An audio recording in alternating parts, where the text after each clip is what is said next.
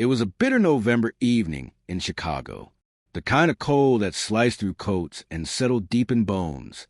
Detective Marcus Trent stood by the precinct window, sipping lukewarm coffee from a styrofoam cup. After 25 years in the force, he'd seen it all: gang wars, drug busts, kidnappings. But nothing quite prepared him for what was about to land on his desk. The phone rang. "Trent," he answered, gruff and uninterested. A young woman's voice trembled through the receiver. "My sister, she didn't come home last night.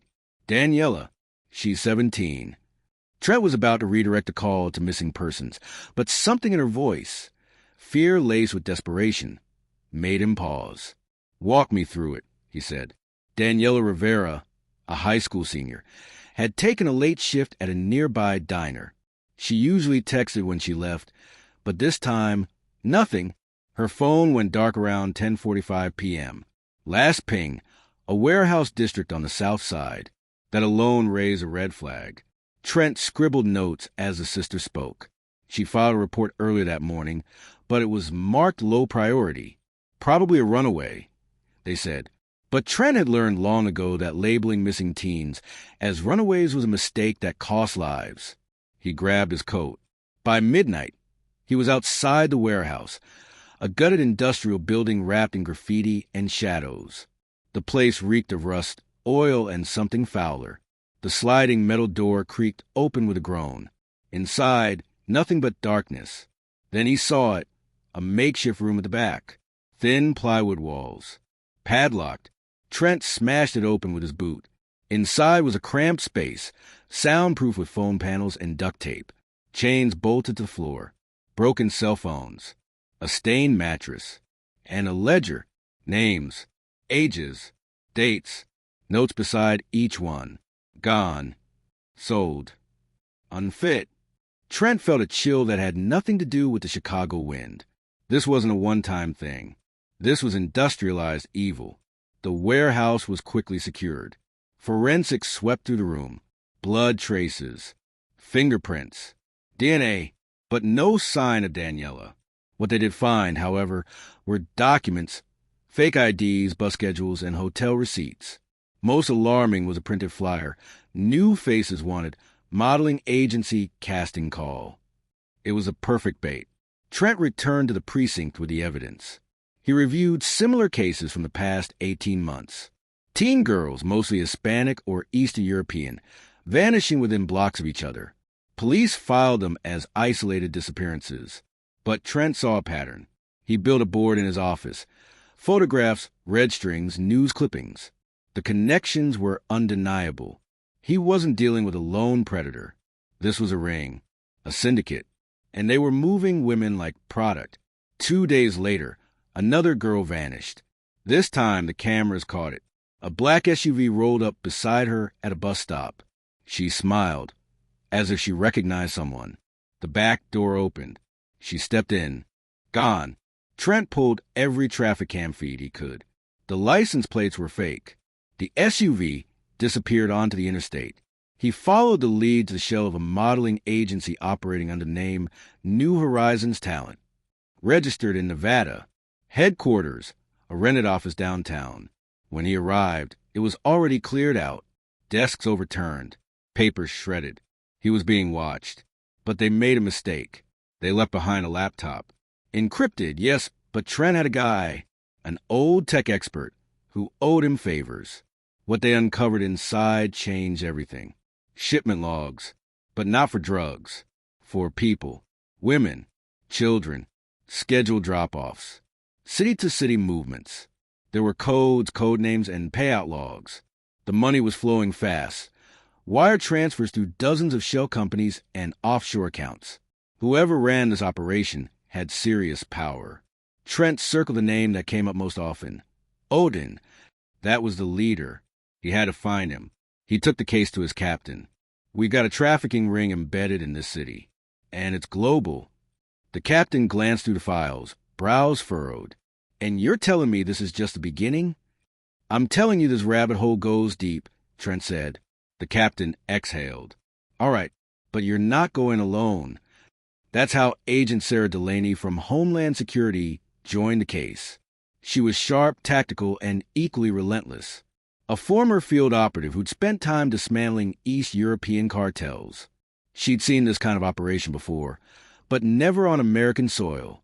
Together, they traced the laptop data to a warehouse in El Paso, Texas. The route was obvious. Girls were being brought across the border, funneled through cities like Chicago and New York, then exported to Europe or the Middle East. They had one shot: intercept a shipment and gather names. But time was running out. Trent and Delaney went undercover. They posed as buyers, a sickening role but necessary. Using forged identities in the laptop's chat logs, they infiltrated an encrypted chat room. Within days, they had contact with someone named Bishop, the handler. He offered them merchandise in greater condition. The meeting was set for a Friday night at an abandoned motel in Albuquerque. Trent wired himself with audio. Delaney hid in a surveillance van half a mile away. At 10:02 p.m., the SUV arrived. Two men stepped out, flanking a teenage girl with a blank stare. She was clearly drugged. Trent's blood boiled, but he kept calm. "You Odin's people?" Bishop asked. Trent nodded. "You could say that." The man grinned. "She's fresh. Just came in from Juarez. You want more, you pay more." Trent signaled with his left thumb. Seconds later, lights, sirens, SWAT teams. The takedown was swift and brutal. 3 traffickers arrested. The girl rescued. But Bishop escaped in the chaos. And he had connections. By morning, Trent's name was all over encrypted forums. A bounty placed on his head. This was no longer an investigation. It was war. The raid in Albuquerque was a win, but it was just the tip of the iceberg. The girl they rescued, barely coherent, whispered a single word before she was taken into protective custody. Odin. That name again. A ghost, a myth, a code word. No one had seen him. No one knew who he really was. But every trail led back to him. Bishop, the handler, had vanished, and the laptop's chat logs had gone silent. The syndicate was rattled. But Trent was relentless. He spent the next several days cross-referencing financial transfers, offshore accounts, blockchain transactions. He brought in a forensic accountant, Naomi, who could trace dark web money transfers like following breadcrumbs through a forest. The money trail painted a terrifying picture. The operation was massive, spanning 5 countries, using dummy corporations to fund nightclubs, casinos, and transport companies. It wasn't just human trafficking. It was narcotics, too. The same cargo ships and trucks that ferried drugs across borders were now being used to smuggle girls. "They've merged operations," Naomi explained, her eyes scanning screens filled with strings of code. "It's like Uber, but for organized crime. Everything's automated, efficient." The breakthrough came when Naomi found a repeat vendor name on shipping manifests. Goliath Holdings. Trent leaned forward. "Goliath, that's our next lead." Goliath Holdings was listed as a logistics company based in Louisiana. Trent and Delaney took the next flight down. What they found was chilling. Behind a gated compound were rows of unmarked trucks. No logos, no IDs, just blacked-out vehicles and armed guards. They couldn't storm the place without a warrant, and they couldn't get a warrant without proof. So they waited, staked out for days. Then one night, a truck pulled out. Trent and Delaney followed it through the bayou backroads. It drove for hours before reaching a dock. From there, crates were being loaded onto a cargo ship. When Trent got close enough with his camera, he zoomed in on one of the crates being sealed. Inside was a girl, alive, gagged, barely conscious. They had seen enough. A federal task force was mobilized. Homeland Security, FBI, DA. The operation was greenlit under the name Operation Iron Web. The raid on Goliath Holdings was swift. SWAT teams swarmed the dock, intercepting the cargo ship just as it pushed off the pier. Inside, they found 27 trafficked individuals. Women, girls, even 2 boys. All alive, all terrified. Among the captured guards was a man with a tattoo on his neck, a symbol, the rune for Odin. They were getting closer. The man with the Odin rune refused to talk. But when they ran his prints, he lit up the system. Victor Dragovich, ex-Russian military, wanted in 3 countries for war crimes and suspected organized trafficking. Somehow, he had slipped into the U.S. with a fake identity. Delaney interrogated him for hours. He smirked through most of it, until she showed him the footage of the crates. "You think you're different from us?" he sneered. "You're just more hypocritical. We do openly what your corporations do in silence." But then he slipped. When Delaney asked who Odin was, Victor replied, "You'll never find him. He's in every room you've ever been in." Trent couldn't shake that line. In every room, it haunted him. The deeper they dug, the clearer the picture became. Odin wasn't one person. He was many, a shared identity. A title passed among the syndicate's elite. Every major city had a lieutenant. New York, L.A., Dallas, Atlanta. And each lieutenant used Odin as a signature to confuse, to terrify, and to stay hidden. The real power was distributed. That was the genius of it. To destroy Odin, they couldn't just arrest one man. They had to dismantle an empire. Their next lead came from an unexpected place.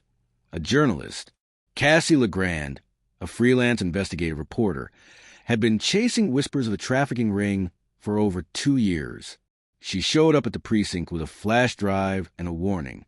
"You're being watched," she said bluntly. "They know your names, your families. I've seen the lists." The flash drive contained surveillance photos of Trent, Delaney, even Naomi. Their homes, their routines.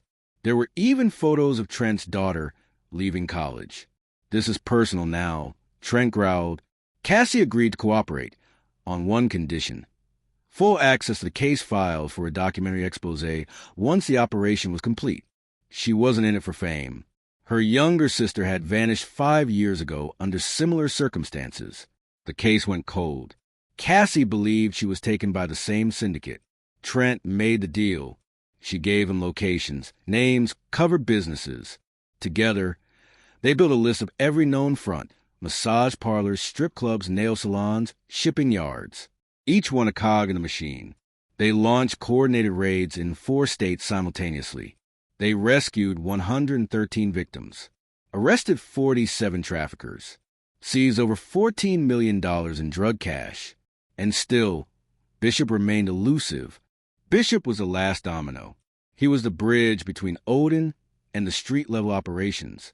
A master manipulator, hacker, recruiter, and enforcer. And he was invisible until he wasn't. Delaney, through a confidential informant in Miami, got word that Bishop had a mole inside law enforcement. That's how he'd stayed ahead of every move. Trent grew paranoid. They ran internal checks. The mole was real. A senior DHS analyst, Agent Kirkman, had been leaking raid plans in exchange for Bitcoin payments. When they confronted him, Kirkman didn't resist. He said if I ever flipped, I'd disappear like the others, he mumbled through tears. They arrested him quietly and turned him. Kirkman gave them what they needed: Bishop's next meeting location, a yacht party in international waters. Guests? Some of the world's most powerful men, oil barons, diplomats, corporate billionaires. The party was marketed as elite networking, but it was really an auction. Trent's blood boiled. Using Kirkman's intel, they posed as buyers again. This time, the U.S. Navy provided covert support. SEALs disguised as security personnel infiltrated the yacht. The sting was ready. At 2:12 a.m., the auction began. Girls were paraded like property, some as young as 14. Trent could barely hold it together. Then Bishop appeared. Calm, charming, in a white tuxedo. He raised a glass to the crowd. "To freedom," he toasted. Seconds later, lights cut. SEAL teams moved in. Chaos erupted. Shots fired. Screams. Trent tackled Bishop as he tried to escape via the lower deck. The man fought like a demon, but Trent was stronger. He cuffed him, bloodied and gasping, and whispered, "You're done." Bishop's arrest cracked the foundation of the syndicate. With him in custody, dozens of encrypted devices were seized. Kirkman helped decrypt them. The data revealed everything: the names of buyers, suppliers, politicians, even law enforcement officers on payroll. The scandal was nuclear. News spread like wildfire. Cassie's documentary aired 6 months later, The Shadow Syndicate, exposing the global network that had been hiding in plain sight. It won a Pulitzer. Over 3,000 victims were eventually identified and rescued in joint operations across 11 countries. The UN launched a special task force. And Odin? The title disappeared. No one dared use it again. Trent was offered promotions, medals, even retirement. He refused. "I'm not done yet," he said. But he changed. The weight of what he'd seen, the darkness, the evil, had taken its toll. He started a foundation for trafficking survivors. Delaney joined him. Cassie became a permanent advisor. Naomi continued to help with data-driven investigations.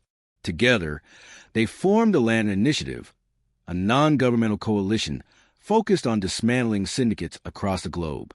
In his final interview, years later, Trent was asked what kept him going. He looked into the camera and said, "Because for every monster we unmask, there's a girl out there waiting to be found. And I'm not stopping until we bring them all home." Follow my channel for more revealing stories that will blow your mind. Thanks for watching.